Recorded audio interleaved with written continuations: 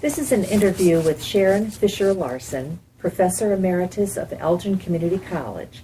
Sharon began her teaching career at the college in 1973 in the Office Administration Technology Department and retired in 2000.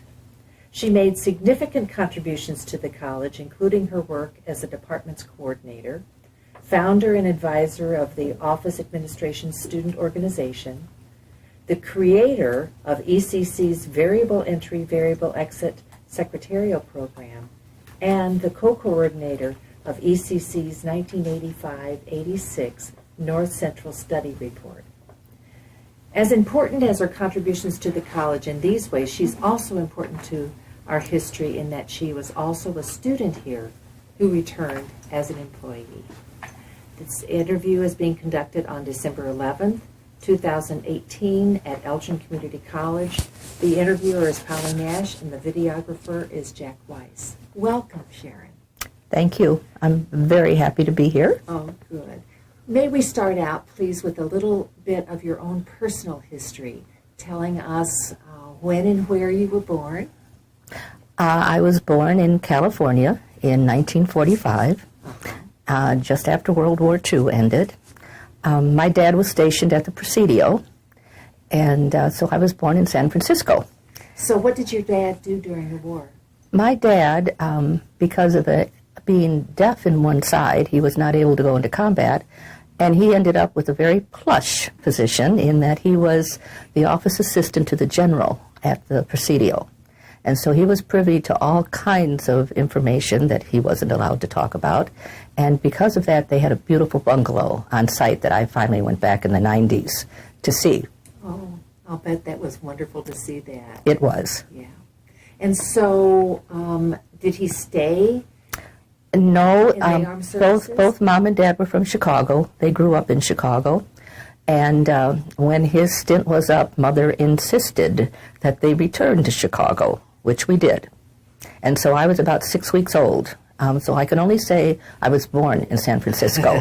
That was it. And so you moved back to Chicago. Mm-hmm. And how long did you stay in Chicago? We initially were in Logan Square. And I have to share, I went to the greatest elementary school. It was Darwin Elementary. And we had things back then, we had everything gymnastics could want. And I used to climb up on top of 8th grade boys' shoulders and stand on them. Oh, my goodness. So we had all kinds of things. And I think when I was going through all your questions, I think that's where I started to get love of the theater. And to this day, we go all the time because that school every year took the entire school on buses to the Goodman Theater to see the children's play. Oh, my goodness. So it was and I only lived right across the street, so it was a neat experience. And then we moved to Austin and Lawrence, and I went to a parochial school for a couple years. What was the name of that school? That was St. Robert Bellarmine. Okay. And in fact, at St. Robert Bellarmine, I loved the nuns so much that I came out here when we moved, and I had intentions of going into the convent. Oh, my goodness. Yes, I did. And I went to St. Joseph's, and the nuns weren't quite the same. Oh. So I quit and went to Larson Junior High here in Elgin. And so what brought you out to Elgin? What brought your family out to Elgin? Well, my mom and dad had always rented. Mm-hmm. So they finally got the urge to purchase their first home, and we came out to Streamwood, and they purchased their first home, and I ended up at Elgin High. I see. So what did your dad do at that time? My dad originally was a bus driver, Chicago Transit Authority. The CTA? Yes, but, well, no, actually it was Chicago Motor Coach. Oh, my, okay. And so then when CTA took over, he didn't like it, and they weren't very nice, and he went into auto shop repair and stuff, and worked for an auto shop place. And was he able to do that when he came out to the Streamwood area? Uh-huh, because he kept commuting to Chicago. Oh, my goodness. Mm-hmm. So he thought nothing of it. He was happy to be on the road then. Yeah, well, he was a salesman for them and traveled all over the city and so on. And so you came out and lived in the Streamwood area and went to Elgin High School. Yes. And And what years were those? When were you at Elgin High? 59 through 63, because I graduated in 63. In 63. Mm-hmm. Tell me about your high school years. Were you active in extracurricular activities? Yes, I had a friend that lived out on 19 Chicago Street, out by me, and she was the pusher. You know, we were involved in everything as far as the Girls Association and the athletic this and the dances, and we were always coordinating something. Where was Elgin High School when you attended high school? Elgin High School was on Chicago Street, the old Elgin High. East Chicago. East Chicago. Okay. All Yes, so right behind Renner Hall. Right. Close to downtown Elgin. Mm-hmm. Okay. Right. Interesting. So you graduated in 1963, Mm-hmm. and then what did you do? Well, I had intended, I signed a contract that I actually ended up breaking to go to Robert Morris in Chicago for a 6-week executive secretarial program. Because Elgin High, I was able to take shorthand at 140 words a minute. I could type over 100 words a minute. I was good at that. And I thought, okay, I'm going to be a secretary. But the fellow I was dating and all the friends that I had were all going away to college. And they were talking about Thanksgiving break and Christmas break. And I'm thinking, I'm going to be working full time. So this isn't a good reason, but it is the reason. Literally a week before classes started, I decided to go to ECC just to be able to party with my friends when they came home. But that's not why I stayed. Well, there's got to be a reason, Mm-hmm. right? Mm-hmm. Right. And so you studied in your high school years. You studied secretarial science Mm-hmm. and really became very highly skilled in that. Right. And then decided to come to ECC Mm-hmm. for whatever reason. Right. And so your friends were going away to school. Mm-hmm. So were there a lot of students from Elgin High that attended ECC? Not back then. Okay. Yeah, if you went to college, you very seldom went to ECC, except second semester after you didn't make it at the college you went to, and then we would see a lot of our friends because they were trying to get their grade point up. Right. Mm-hmm. Right. So what did you study when you came to ECC? Well, originally, just, again, the secretarial courses. I took shorthand with Vern Bashaw, and I didn't need beginning shorthand, but because of the way the system was set up, that's the only course that was offered in the fall. I couldn't get into advanced until the next spring and so on. So I took shorthand, and it was probably the best thing I did because I ended up helping a lot of the students that were brand new to shorthand. Vern saw that, and he was the one that convinced me to go into teaching. I see. Mm-hmm. Wow. What a big influence Yes. that he was on Mm-hmm. you. And that whole idea of students teaching students carried you through Oh, yeah. in lots of different ways. Mm-hmm. Right. So can you tell me about the campus at that time, Elgin Community College's campus? The campus at that time was not a campus because we were in Renner Hall. I had my secretarial classes in the basement of Renner Hall. Mm-hmm. The dean's office was in Renner Hall. My accounting class, economics class, those types of classes were in the Masonic Temple. Our cafeteria was in the Masonic Temple. And then we also had classes in the YM. And the YMCA. YMCA, Okay. and then we also had classes at the YWCA. Oh my goodness. And there may have been other places I don't remember anymore, but it was a challenge many times getting from one class to the next. And so these buildings were not right next to Oh, each no, other as a usual campus. Multiple blocks apart, yes. And after the first semester, you learned not to schedule an 8 o'clock class at Renner Hall and a 9 o'clock class at Masonic Temple because you weren't going to make it. So, and parking was unbelievable. If you did manage to get a parking spot, you did not move your car. You walked. Oh, I see. So you parked someplace. Wherever you could. Wherever you could find And then a place. you walked You the just rest of the day. hoofed it. You got it. Right. Yeah. And you said the dean's office, was this Dean Renner? Mm-hmm.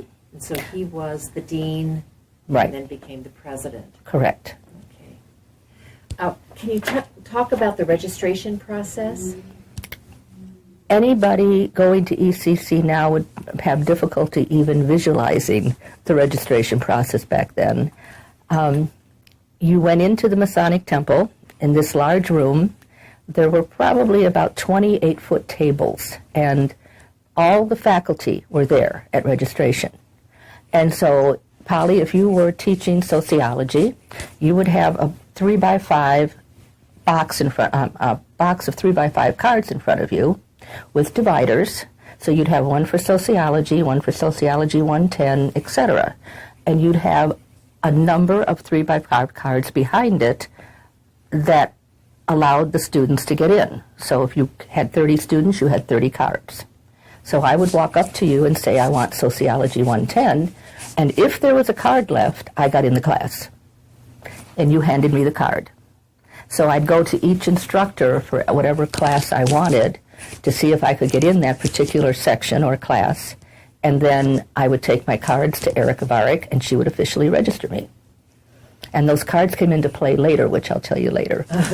Okay. So did you all just line up? Yes, we did. They lined up, and they let in maybe somewhere between around 10 students at a time, and then you'd just go to the respective teachers and get your cards, and then when we all got done, then they'd let 10 more in, and it was an interesting process. You knew right away. You knew right away what courses sections you were able to take, but it was all intensive. Manual. Right. All manual. My goodness. A 3x5 card that had Sociology 110, had, say, Mr. Peddle's name on it, and then when we got to Erica Varick, you got to put your name on it. I see. And so then would she handwrite the class lists, or do you remember what she would do? She would handwrite the class list. And so your name would then appear in Mr. Peddle's... Well, actually, I take that back. No, she did not handwrite it, because she had file boxes that she had the same categories, and she'd file that card behind sociology. So your name was then on that card. Right, yes. So you would have to then put your name right on the card. Mm-hmm. A little bit different than today. Yes, a little bit different than today. So you get registered for class, and then is there any kind of a gathering of students at the beginning of the year or the semester? Every year they had the convocation at one of the local churches, and Mr. Renner would be there, and again, all the faculty would be there. It was a requirement, I think, back then. Mm-hmm. And so the faculty would talk to us. We would have sessions. By the time we left there, we heard everything socially, academically, anything about transferring, we had heard it that day. So they packed the entire orientation into that convocation. And we were required to attend. Okay. I don't know what happened to students if they didn't attend, but we were required to attend. You talked about the different facilities and getting around. What were some of the you also said no 8 o'clock class in Ritter Hall and no 9 o'clock class.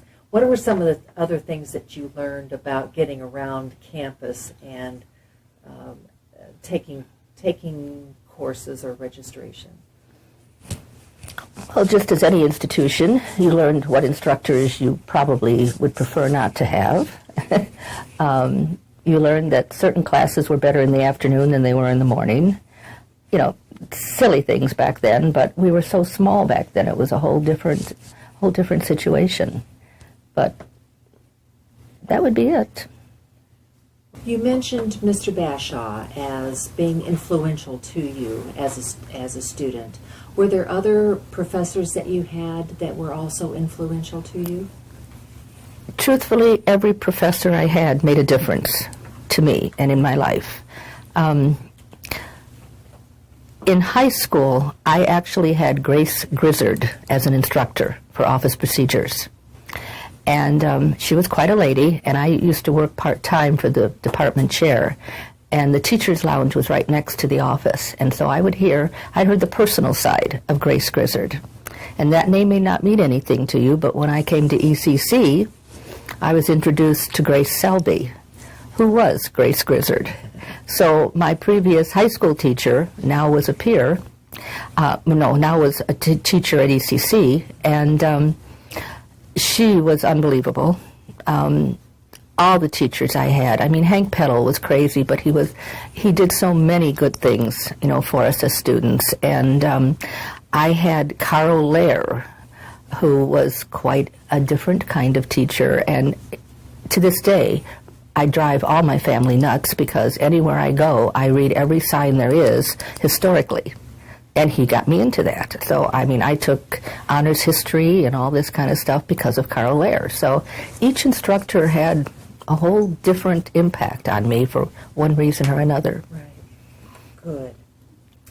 While you were at ECC as a student, what activities were you involved in? Just about everything. Associated students. We had a women's association that had teas every month at the Masonic Temple. And really we had punch, but we called them teas. And it was a way because, again, the student body, we were in so many different buildings. It was a way to get the students together and to get them to know each other because they didn't see each other if they weren't in the same classes. We had talent shows back then. And I can remember my girlfriend and I made all the costumes for the talent shows. And one year we even did a number where we lip-synced sisters, and we were the ugly sisters. And we were pretty ugly. And it was fun. And we had lots of dances back then and, different kinds of things happening. And I was the volunteer and involved in all of them. And I think because of Mrs. Varick that I worked for in the office, she would always kind of push me, to, you can do that, you can do that. So you worked for Erica Varick? Mm-hmm. Tell me what you did. I was a student worker. So I did all the office work for her. What had happened with Vern Bashaw, it always goes back to Mr. Bashaw, is that the position was available, he knew my skills, and he knew I was working part-time at Westside Industrial Supply, which was quite a trek from the college. And he says, why don't you try and get that job, and it'll be a lot easier on you. And I did get it, so I ended up working for Erica Varick. It was probably the best job I ever had. And because I was so young, she taught me so much. She was a stinker, very strict, but she was also very helpful. And then I worked for Mr. Renner and took shorthand from him and worked for the Dean of Women back then. And I was just kind of a gopher that worked for everybody. But it was nice because I'd get out of class and I'd just go to Renner Hall and I'd have my job. Huh. You mentioned the cards. The registration cards. Mm-hmm. Do we want to talk about? Well, we could. Now? Obviously, Erica was responsible for all the grades and everything. She was officially I don't know that they called her a registrar back then, but eventually that did happen. But those cards that we used in registration eventually went back to the teacher. When midterm grades came out, the teacher would write our midterm grade on that card, and it would be submitted to Erica, who would record it manually with pen on this. We had a visible card index file that you would flip like this, and she'd go to that student, write the grade down, get the next card, write the grade down, and so on. And then that's how finals were done, too, when the final grades were submitted on those 3x5 cards. Would yes. Go back and forth. You got it. Oh, they were gold. And my second year there, in December, we had an ice storm. And we had to get the grades done, and nothing stopped Erica Varick. We ended up being at her house in her living room, sorting 3x5 cards into all the students' records. Oh, my goodness. So, fond memories. Absolutely. Another memory might be Camp Edwards. Something they couldn't possibly do with the size of ECC now, but when I was there, they had what was called a freshman camp. And Friday morning, we'd all gather, freshmen and sophomores, in front of Renner Hall, get on buses, and we'd go to Camp Edwards. Get there in the afternoon, and after we all got settled in, we would go into various sessions. And when the weather was nice, they were all outside around the lake, and that kind of thing. The sophomores were our counselors, and we had talked about everything from what can you get involved in socially, how you're going to make it academically, what you need to do schedule-wise, what your studies should be. Every counselor had a different responsibility. And then Friday night we had a campfire, and Saturday sessions all day, and then Saturday night a big dance, and Sunday we come back home. Can you imagine doing that today? Wouldn't work. Absolutely. You said earlier that you worked closely with Erica, but you also had a relationship with Mr. Renner and saw him often at work. I think I was the girl he didn't have, the daughter he didn't have. And so I spent lots of time in his office talking about a lot of things other than taking shorthand and so on. And in the spring of '65, I was engaged to be married in August. And Mr. Renner, I don't know why he thought it was his responsibility, but he was so nice about it. He called me into his office, shut the door, he said, I want to talk to you about getting married. And all of a sudden, I got all this advice about, Jerry has his way of doing things, and he knew Jerry. And he says, you have your ways, and he says, you're going to have to learn to compromise. And he just went on and on about different things, and it was just really neat to think that here's my boss, and he's taking a personal interest. But see, all the instructors did that. Yeah. What a lesson. Uh-huh. Yeah. So, you, in the spring of 1965, completed your degree? I did. What degree was that? Associate in Science. And then what did you do? Because I was getting married in August, and my husband had gone to SIU the year before. He was a graduate of ECC too. I went to SIU to work on my bachelor's in business education. So at Southern Illinois University, you were down there, married student, and working on your bachelor's degree. And I can remember the very first class I was in, I was taking a general ed course. And that was the first time while down there I thought of ECC, because I was in a room with over 300 students, a big auditorium, tiered like this, and the instructor's way down there. And he's standing there telling us, he says, by the second or third week of this class, half of you will be gone. And he was right. And I had two freshmen, one on either side of me. They didn't know how to take notes. They didn't know how to study. And the one relied on me totally for notes because I learned to do it here.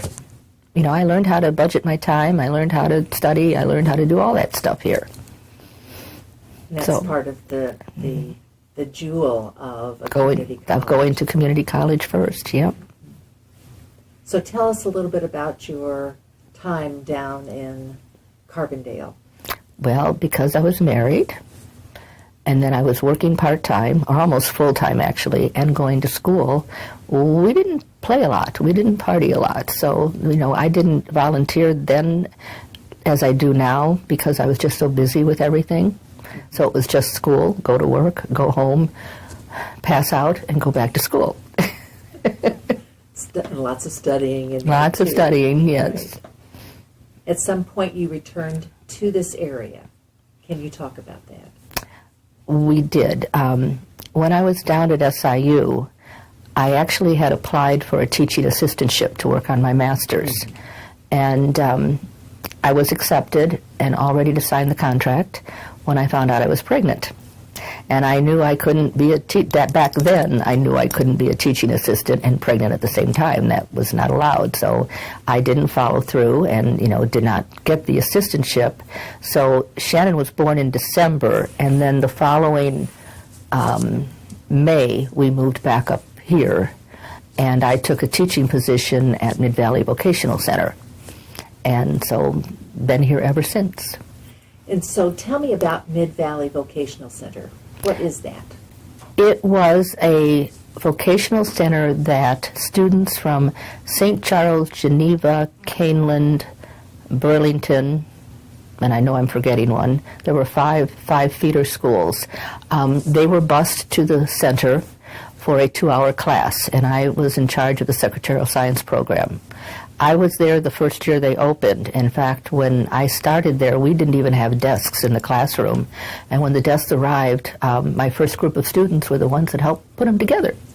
So it was really neat, and I wrote all the curriculum, which was a good experience. And I was there for 5 years. Mm-hmm. I still am in touch with many of the students I had. They're successful, and I'm happy for that. So it was a good experience. And so that was part of high school students? They were high school seniors. I see. And they would elect to come to the center. Got it. Mm-hmm. So their senior year experience could include some vocational programming. Correct. Yeah, the center actually had, automotive, it had data processing, had graphic arts, so they could sign up childcare, they could sign up for those different programs. And secretarial was mine. This was about what time? Like what years? 69 through 74 or 5. Okay. And you were also associated with ECC at sometime during that period? About around my 3rd year. I always stayed in touch with Mr. Bashaw, and he offered me a business communications class as a part-time instructor. So once a week I was teaching a business communications class, also working on my master's degree, and then working full-time at Mid-Valley. So it was kind of a busy time, and then had a toddler. Yeah. Where were you working on your master's degree? At Northern. At Northern. Right, went to Northern for my master's. So this was your first experience teaching at the community college? Yes, it was. Teaching business communication. Can you tell us more about that? It was a culture shock for me at first. I had always had high school student girls. And now all of a sudden I had men in my class. And I would walk down the hall and I'd hear, I still remember this person's name, a Tom Medina, who was a business communication student. I'd walk down the hall, he'd say, "Hi, ma'am." And I think, who's he talking to? But it was fun, and I enjoyed it, and it was a really good experience. And so after that, you increased your relationship with ECC. Yes, I was teaching full-time at Mid-Valley and making very good money. I won't deny that. And Mr. Bashaw was concerned about what was happening in the field because we had Frances Craig and Ruth Ogden teaching. Ruth taught all the typing, Frances taught all the shorthand, and they didn't want to teach anything else other than maybe business communications. He needed somebody that knew the equipment, that knew word processing that was coming into play and all that. And he and Ruth put their heads together, and this would never happen today, I don't believe, but Jack Eldoni was dean at the time. The three of them managed to come to some sort of agreement where Ruth actually stepped down from full-time to half-time, still had benefits. They hired me half-time. I had benefits. So the two of us together were one full-time instructor. We each taught like 3 part-time contracts. So in essence, we were teaching full-time, but we had a half-time contract. And so that allowed the department for Mr. Bashaw to be offering more courses, different kinds of courses. And then at the end of the year, I don't know how it happened, but it did, but Jack Eldoni approved a new full-time employee. So Ruth went back to full-time, and I became full-time. But during that year, it was crazy because I literally brought a little wooden desk from home that I put in the corner of Ruth and Frances's office, and that was my desk that year. So it was fun. So it was really shared in many ways. Shared in many ways. And had Frances Craig not supported it also, it might have been difficult, but even she was in favor of it. And he brought you in to teach what classes? Business machines, machine transcription, I can't remember what they called it, but it was just a bunch of calculating machines and that kind of thing. I taught Mimeo, I taught the old Ditto machine, things that we don't teach anymore, but they were important back then in the 60s and 70s. And I never taught shorthand here because that was Francis Craig's baby. And but just lots of little courses, and then we started adding new things like word processing. I see. And so you were still, what year was this? This would have been around 74, 75, somewhere in there. And so this was not at the downtown This was in the B wing. This was at the new campus. Yes. Yes. This was the B wing, yes, on this campus. And so it was a whole different kind of situation for you. Oh, my goodness, the yes. Students were different, But your whole environment was different. Yes, You're it not in was. the basement of Renner Hall. You were now in B wing. Correct. What was that like?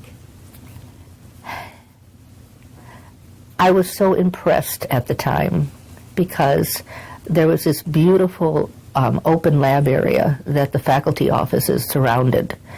And so you were in your office and students could be working in there and they could come get you and you could go back and forth. And then we had 3 or 4 other classrooms. We had two typewriting classrooms and 1 general classroom. And 1 classroom that it's difficult for me to believe this, that was all calculators. Can you imagine 1 classroom of just calculators, because we taught calculators only. It was such a unique thing, and that's kind of silly now. But it sounds to me like the college was really accommodating and they were trying to stay with the times. Stay with the and times. that's what I enjoyed because I wanted to keep doing the new things. Yeah. I have a picture here, and I was wondering if you might want to talk about that. That's actually Frances Craig on the right, and what she's doing is showing me how to use what we called the shorthand lab. And the shorthand lab, what it did is the students would sit in the classroom with headphones, big ugly headphones, and they could plug in, and I'd say, all right, dictation on channel 5 is at 80 words a minute. So they would try to take shorthand at 80 words a minute, whereas this student that was on channel 4 might be at 120 words a minute, and so on. So the tapes were all different speeds, and we could send it out to the students in the classroom. And so that's what you're doing. That's what she's showing me how to make that work. Because even though she was the only one that taught shorthand, all of us needed to know how to work the lab so that when students wanted to do it outside of the classroom. So all the faculty, all the secretarial faculty, needed to know how Right. to run all those. So at some point, you took that idea further. I did. I was very involved and still very involved in various business education associations, and in going to all those meetings, there was a trend toward individualized instruction. In fact, I had forgotten about this, but when I was at Mid-Valley, I actually wrote an article on individualized instruction for the Business Ed Forum that was published and then ended up having schools that went exactly what I had written in this article, so it was kind of fun. But that was kind of the beginning of everything, and here at ECC, there was a company called AVT, and they were trying to get their materials into colleges at that time, and their whole purpose was it was an individualized kind of format.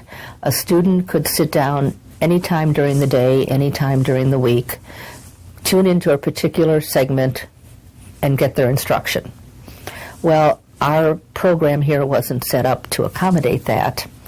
And Lynn Willett was, I think, a vice president at the time, and he was responsible for grant writing and that type of thing. And so he and I started writing a grant based on what AVT had told us they could do and not do and all that. The grant was through HEW, and the whole purpose of the grant was to have an instructional format that students could start any day of the semester, not just August, not just January, whatever day they started, they would then have 16 weeks to complete that course.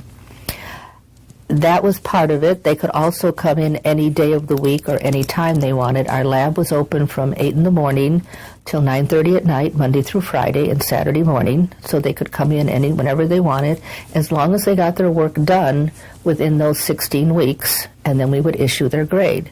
So it was a totally different concept and it was meant to really address women in the workforce, because we had women that were getting divorced, we had women that needed to go back to work, and they couldn't come to a class 8 o'clock on Monday, Wednesday, Friday. Mm-hmm. So this lab, we called it the Single Skills Lab. We did get the grant. It was $85,000. And it was history after that. I mean, we eventually offered, I think, 16 different courses. We were developing them during the course of the grant. Mm-hmm. In fact, I remember Jack Weiss got involved in this because he had an individual working for him that did all of our graphic design for the programs that we were creating on the slides and so on. Mm-hmm. Slides, I mean, it sounds crazy, but that's what we had back then. Not audio, not video, but slides. And so he did all that artwork, for us and so on. Right. Now, your Single Skills Lab, I have a photograph here from the archives that shows, it looks like some real happy people. That was Celebration Day. We had heard from Lynn Willett that they received the first drop. That's how it was referred to. I didn't know exactly what it meant, but we had finally gotten some money, from the $85,000, and we were on our way. And before we get into some of the other things about the lab, there's also that piece of not only creating an environment for your students that is totally different, this open entry, open exit, but it's also changing the environment of the college. It was. Because the college was set up an August start and a January start so tell me about that piece of it too. I think that was the only time Erica Varick didn't like me. She was still the registrar. She was not there very long through it, but she was still there. Maybe that's why she retired. Could be. It could be. It was a challenge for their office, because all of a sudden we were issuing grades. It was a 16-week course, but let's say you signed up and you are motivated to get out there and get employed. You might finish the course in 6 weeks. So I don't have to stay the 16 weeks. You could, if you wanted to be there every day from 8 to 5 to get all the coursework done, you could finish it as quickly as you wanted to. So we were issuing grades all the time. And then, of course, the college was still on midterm grades and final grades. So we would get this midterm grade report that we'd have to fill in the scan, the sheet that they would scan, and it was incomplete all the way through, and then finally we would issue grades at a later time. Right. So it was a challenge, I think, for everybody for a while, and then they got used to us. I have another photograph here from the archives that shows you in the center, and it looks like 2 staff members. The one on the left is Kim Petshaw. I can't remember her maiden name because she's Petshaw now, but I'm very proud of her because she was one of our students, graduated from ECC, went on to NIU, and she actually ended up as a business education teacher, and she received all kinds of scholarships. So she was, a good representation for ECC. And the gal on the left is Judy Neat Christensen. She was one of our Single Skills lab assistants while we had that grant. And so you had staff assisting as well as faculty members assisting the students? Because the lab was open 8 to almost 10 o'clock every night, there was no way faculty could man that the whole time. So part of the grant was the ability to hire 2 full-time lab assistants. Well, they were full-time. They were full-time, and they adjusted their hours so that one of them was always on duty. And during peak hours, the 2 of them would be there. So they overlapped. And did you have, it was designed for returning women, was that your total student population, or did you have young students coming through it too? We sure did. The kids out of high school that came into the program too, they loved it because they were able to work and work more hours and that type of thing. So they took advantage of it also. Right. Mm-hmm. I'm thinking also about your colleagues and what colleagues were influential on or mentors to you when you came to ECC. Well, I've already mentioned Vern Bashaw. Sure. And I have to say, because he was my teacher, till the day he retired, I never called him anything but Mr. Bashaw. Everybody else, so it's Vern this, Vern that, and I was still Mr. Bashaw. But Grace Selby, I can't say enough about her. She was a mentor 150% of the time. She was a good instructor. She shared tips and tricks with me and all that type of thing, and became our dean for a while, so I reported to her. But probably those two people the most, and then I can't ignore Erica Varick because she was always in the background. Yeah. How nice. That's great. Can we talk a little bit about the various teaching environments that you have been in? You started out in the B wing, Correct. which was the college started out with one building, the A building, and then we added quickly the B wing, and your department was there. And then at some point, you moved? Somebody in Elgin decided that we needed to revitalize downtown Elgin. Okay. And the Sears building was empty, and they decided that one of the best programs to go down there would be a female-dominated program, which of course was secretarial science, eventually called office administration. So we did move to Fountain Square, and truthfully, the move was a boon for us because our lab increased probably twice the size.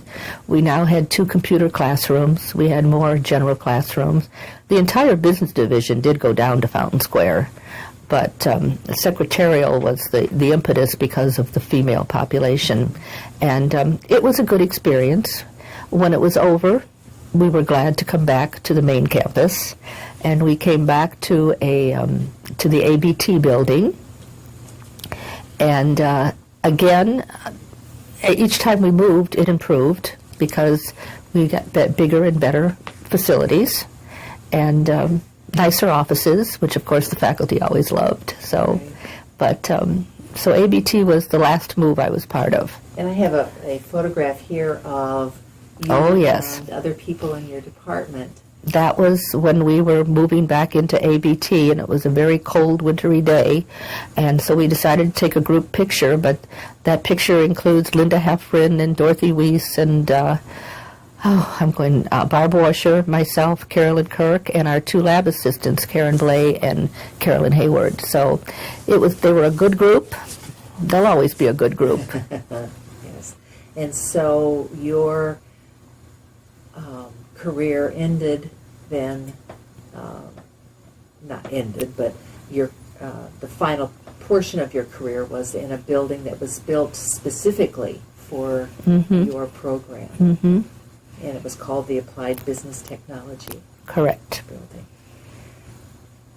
You have spent over 25 years with the college. Actually 50, if you go back for student. Oh, that's true. That's true. Can you talk about that evolution of, I was thinking more about the evolution in your own career, the evolution of your students, how they've changed, how they stayed the same? When I first started teaching here, my students were primarily high school graduates, all very young. In fact, one of my fondest memories is that there was a 50s dance being held here one year. And I can remember a dozen of the students coming to me because Frances was she was older, Ruth was older, I was the only young one at the time, and they wanted me to teach them to jitterbug. And I thought, I'm glad they had the nerve to ask me. And so it eventually became Grace's office, but our corner office in ABT, no, I'm sorry, a corner office in B Wing, I'm back there with 12 girls teaching them to jitterbug. That wouldn't have happened 20 years later. Right. Number one, I was probably too old for them. But I started to see more and more older students. And then I got into different kinds of things, too, in that I can remember in the afternoons I had middle school students coming over, and we were teaching them computers. It was a special program. The one thing, and I think the other instructors in our department would say the same thing, the one thing in our field is it never stayed the same way more than a couple years, because either software was changing or the courses were changing.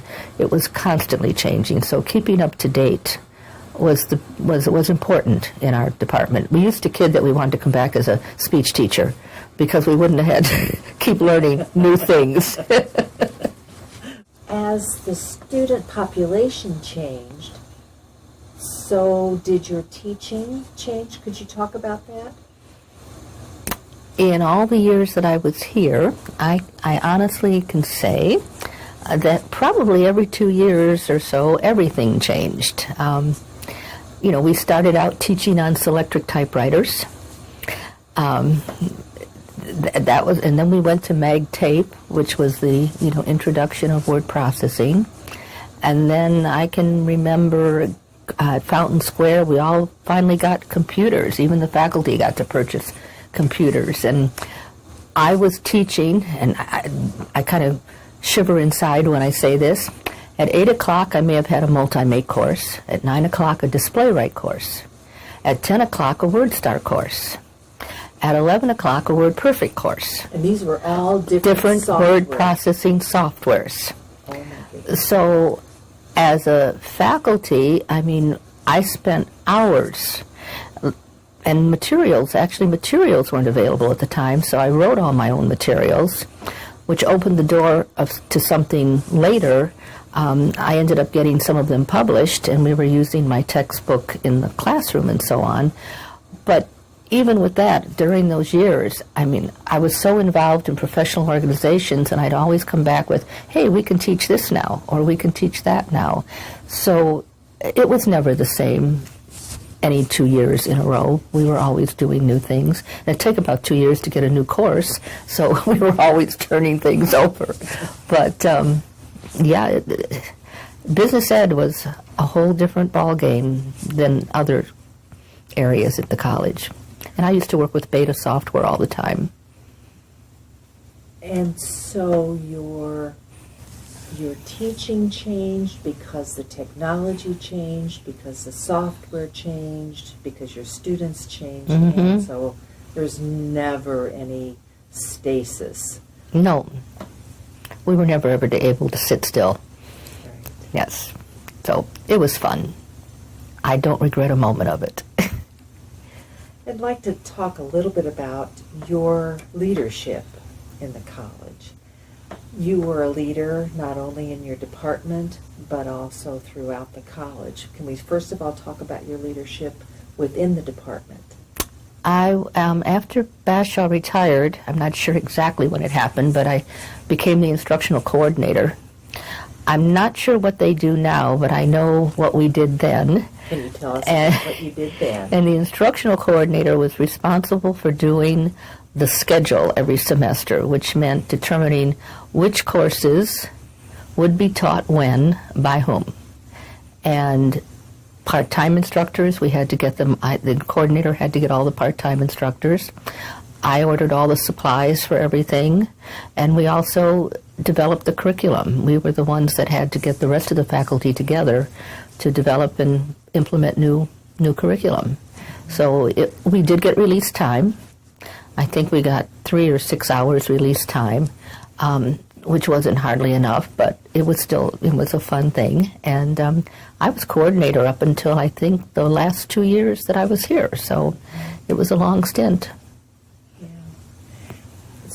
So that was a real opportunity to work with all of the colleagues in your department. Yes. Right. Yes. What about outside of your department? I was on curriculum for more years than I can remember. And that committee then dealt with what? Curriculum through the whole college. They would come to us and we would review curriculum and whether it was something that we thought we could go forward with or not forward with. Mm-hmm. Yeah. So you would have discussions about each department's proposals. Correct. For additions or deletions, and how those proposals might have impact other departments too. Correct. Yeah, we had to be very careful about that. Right. Yes. And then, as we said in the introduction, you were involved in the college's effort at North Central accreditation. Can you talk about your efforts there? Sure. Jack Weiss and I were the co-authors. I'm not sure if that's what you call us, but I know Jack spent a lot of time at my dining room table going over all the reports and everything that we received from all the departments and the faculty and trying to pull all that material together into a reasonable looking document. And I can't quote him exactly, but I remember when Jack and I were at the board meeting and the report had been presented, one of the board members said something comparable to it was the best read they ever had or something like that. So that made us feel good. And we did get 10-year accreditation, so it was a successful endeavor. A very successful endeavor. Because that self-study is really the portrait of the college, and it needs to be... And I probably learned more about the college during that particular exercise than anything. You were also a leader for faculty members because at some point the college said the staff can purchase a computer and have that paid out through a number of months, I think, through payroll deduction. And so you had a whole bunch of people with boxes that they didn't know what to do with. And so you provided a lot of leadership to help the rest of us learn what to do with those boxes. In addition to my regular teaching, we would offer, I would offer courses for staff, administration, and faculty. And they actually all got along in the same classroom. But we would constantly teach, truthfully, I'd guess every year almost new software came out. And so the secretaries and everybody at the college needed to find out what was different. So we just kept offering these courses, to those individuals. And I think I was the only one that taught those in the department. And I may be wrong, but I think I was for a long time. So it was fun getting to know them in that kind of environment. I still remember Susan Spengler-Rebell, who was a staff member here. And I think she took every course I ever offered. And one day she said something, and she did something with her hands. And she says, "Well, I was just you." She knew me so well and was mimicking me. So Had so many courses that she knew. Yeah, she knew what I was going to say next. Yes. Can we talk a minute about some of your major accomplishments, the things that, when you look back on your career, you feel proud about? As far as my career, probably the most proud is the students. So many of them become so successful, and I feel a part of that. Proud of all the things we introduced to the college, because we had the CPS program, Certified Professional Secretary. Tell me about that. That was a 2-day exam. That back then it was PSI. Later they changed their name, but it was Professional Secretaries International. And they offered this 2-day exam, and the reason secretaries took it was it normally meant an increase in pay for them. At the time, only 7% of the people that sat for the exam passed all 6 parts. So there was a need for education in that area. So I submitted to the curriculum committee a CPS certificate, and it was a 6-week course on each of the 6 parts. And so we had good enrollment. Lots of people took it. And when they sat for the exam, the majority of them, not 7%, but the majority of them passed all 6 parts. So we made a difference. Absolutely. It made a difference in their skill set. Mm-hmm. They were more valuable to their supervisor and their employer, and it increased their earning potential. Mm-hmm. It did. And in fact, those were the courses that our department first used, and I'm going to need help here, where it was communicated through telephone and video somehow, and we had it at other sites also. And I can't remember what that was. Was it a telecourse? Is that what we called them back then? The interactive TV program? Mm-hmm. And we did that with the CPS program.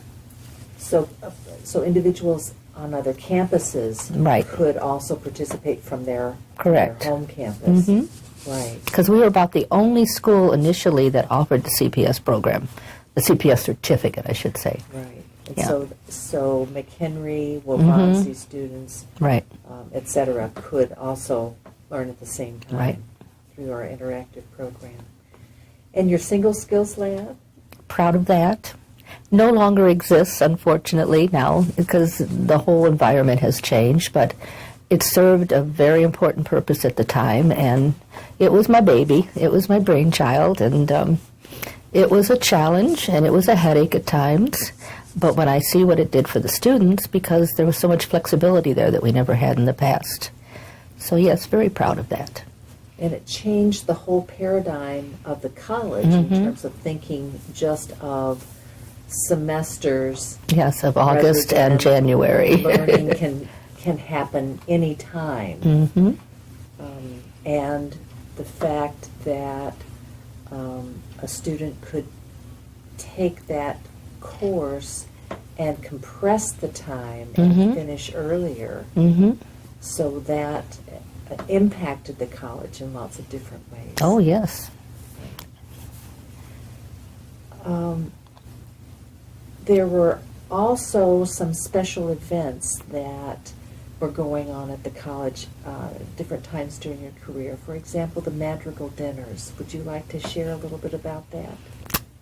We used to have an instructor here that was very much into the dancing and the musicals and all that, and she just did just all kinds of special programs for us, dinners and madrigals, and it was wonderful. Again, it's that love of theater at that point, Right. and there was lots of neat activities.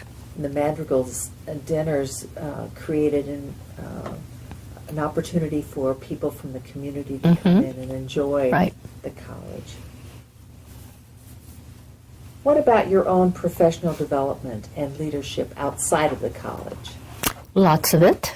I was a member of every business ed organization that existed, from Chicago area to North Central to the Illinois to the National.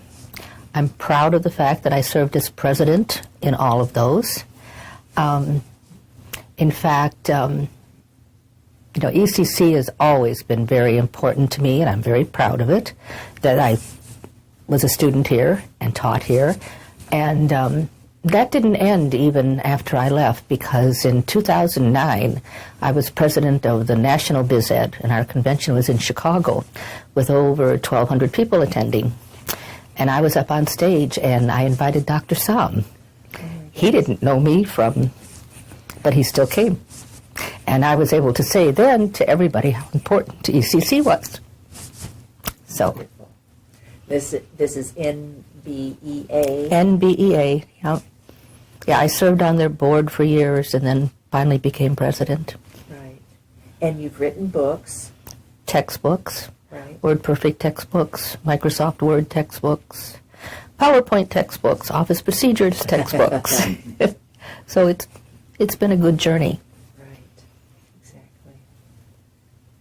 In 2000, you decided to retire. Mm-hmm. Can you talk about your decision? It was difficult. We had moved to Janesville, Wisconsin, and I only had a few years left as far as retirement benefits. And I was commuting every day, and actually it's a better commute than going to Chicago, so I really couldn't complain. And the last, right before the last year, our finance person was looking at everything, and he says, it's not paying you to teach. He says, you really need to retire. He says, and it needs to be now. And I said, but I don't want to quit. But it was getting crazy, and there were other opportunities out there. So I did retire from the classroom, but then I went to work almost full-time for McGraw-Hill, and was giving presentations at teachers' conferences and conventions all over the country. And I think I made presentations in every state except 4. My goodness. So it was a fun 10 years after retirement. And then I finally retired in 2010. And what have you been doing since that second retirement? Too much. Volunteer a lot. Volunteer at Food for Greater Elgin. When I was a faculty member here, I got involved in the alumni group. And it really didn't go anywhere at the time, and then picked up again. So now I'm re-involved in the alumni group. I'm chairman of the Alumni Advisory Committee. So I'm here at the college a lot. And because I mentioned Helen Kettering earlier, she was the one responsible for getting me a scholarship, which back then, if you were getting married, you didn't get scholarships. Didn't happen. Really? And that didn't seem to bother her. And she did get me one. It no longer exists. It was the David M. Eno Scholarship. And it was a father of a student that had not survived. And so he was remembering him that way. And so 5 years ago, the foundation started a giving group called Purses with Purpose. So I am a member of Purses with Purpose, and in the last 5 years, we've given over $48,000 to women pursuing education at ECC. So it's my turn. Giving back. Mm-hmm. Absolutely. As we sort of wrap up our time with you, are there colleagues that you particularly want to remember and share? Well, I think we've already, mentioned a few of them with Mr. Bashaw and Erica and Grace Selby. But there was a psychology instructor here when I was a student. She taught every psych course there was. And I took every psych course. I had her for abnormal psych and child psych and adolescent psych and regular psych and educational psych. She was a very unique individual. She taught us a lot about there wasn't anything we couldn't do if we just pursued it. This was back in '64, long before all of the Dress for Success books were out and all that. And you'll notice, Polly, what color do I have on? It looks like a blue, ECC blue. Yes, and she told us back then, she says, ladies, she says, whenever you're in a situation where you really want people to listen to you, to believe what you're saying, to act on what you're saying, she says, wear the color blue. It'll work every time. So truthfully, because of that, I can remember every time I went to a Board of Trustees meeting here asking for new equipment or new curriculum or anything, guess what color I wore? Blue. So it was a different, different kind of world. Professor's name? Kate Davery. Kate Davery. Yes. Another person of influence. Yes, yes. Right. As we close, would you share with us reflections that you have on your career, your department, the college in general? Well, the reflections would have to go back as a student first. When I think about coming here as a student, I was a first-generation college student in our family. I didn't even know the difference between undergrad and graduate courses. Had no idea what that meant. And the faculty at this institution, there's no way to adequately describe. I mean, they were so supportive, and they helped. And then they made me the person I am today. when I came back as a faculty member, it continued. And I'm getting very emotional, which I always do when we talk about this. But I think I wrote Dr. Sam a letter about a year ago saying, I've been involved with the college for 50-some years. How many it is right now, I don't know. And all of those years have been positive. And sure, there's been challenges during those years, but it's all been good. And ECC is still the best place to be. So thank you. You're welcome. A woman who was influenced by and who has influenced to Lots of students. Many extents, our students and our college. And we thank you so much. I accomplished a lot, but it's the students that were the most important.